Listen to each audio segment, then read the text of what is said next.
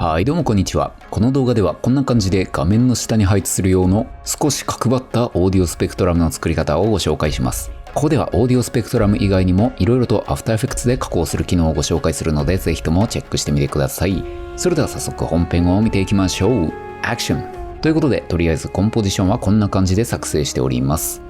背景画像の上に音声ファイルを入れておいてから L を2回押すと音の波形が表示されますね。ギコギコされたら痛そうな波形です。そしたらこの上に新規平面レイヤーを作成してお名前はスペックと能力バトルが始まりそうな名前にしておきます。そしてこの平面レイヤーに対してエフェクトからオーディオスペクトラムを適用しましょう。とりあえず色は白く柔らかさは0にして線がはっきり見えやすくしておきます。そしてこのオーディオレイヤーで導入した音声のレイヤーを指定することで音に合わせて線がビヨビヨに動きます。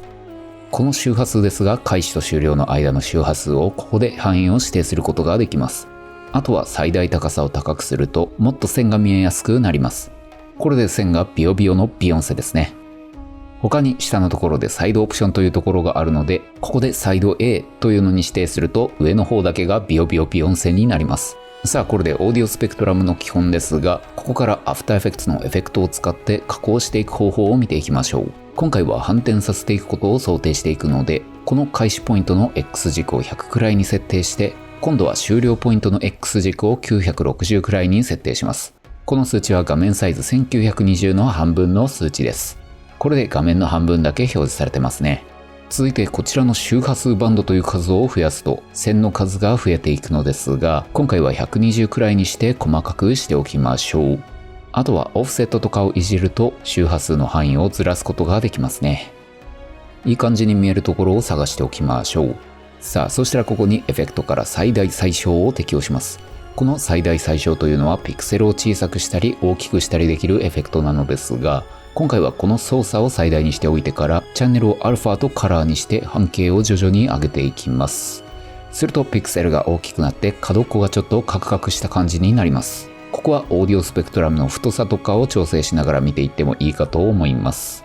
といい感じの角刈りビヨンセができたところでこの平面レイヤーをコマンドシフト C でプリコンポーズしておきます。コンポジションに全部入れといて名前をスペック1とドラマみたいな名前にしておきます。そしてこの角刈りビヨンセにエフェクトから塗りを適用してあげましょう。ここで色を変更できるのでとりあえず黒に変更しておきます。そしてこのコンポジションをコマンディで複製。名前をレッドにしておいてから塗りの色を赤に変更します。そしてまたコマンディで複製し今度は色を青にしておきます。またさらに複製しておいてからここの色はグリーンということで緑にしておきます。 RGB と揃いましたね。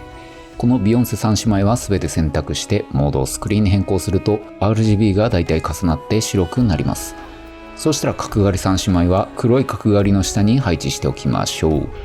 続いてこの3姉妹をずらしていきますがここでブラーの方向を適用してみます。方向を0にしておいてブラーの長さを10に設定します。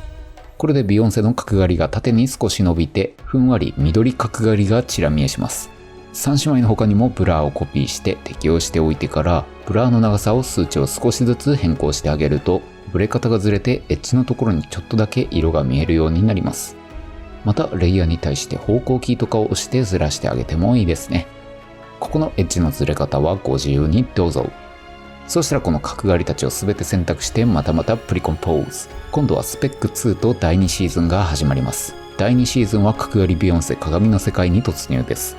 ということでこいつに対してエフェクトからミラーのエフェクトを適用します。そしてミラーの反射の中心の X 軸を960に設定しておきましょう。すると960が画面の中心なので中心から反転するようになりましたね。さらにここにエフェクトからワープを適用しましょう。今回はベンドを20に設定します。これで若干ねじ曲がったねじ曲がりビヨンセの角刈りミラーが完成です。遊戯王カードみたいな名前になりました。このねじ曲がりビヨンセの角刈りミラーは画面の下の方に配置してバトルフェーズを終了します。そうしたら何もレイヤーを選択していない状態でペンツールを選択しておいてからこのねじ曲がりビヨンセの角刈りミラーの上に合わせてシェイプを作成していきます。これで画面の下でねじ曲がりビヨンセの角刈りミラーが暴れているそんなオーディオスペクトラム動画ができました。ここの上に名前とかをつけてあげてもいいですね。さあということで今回の内容は以上です。ぜひともオーディオスペクトラムや制作したアニメーションに対していろいろとエフェクトを加えてねじ曲げてみてはいかがでしょうか。ここまで見てくださり本当にありがとうございます。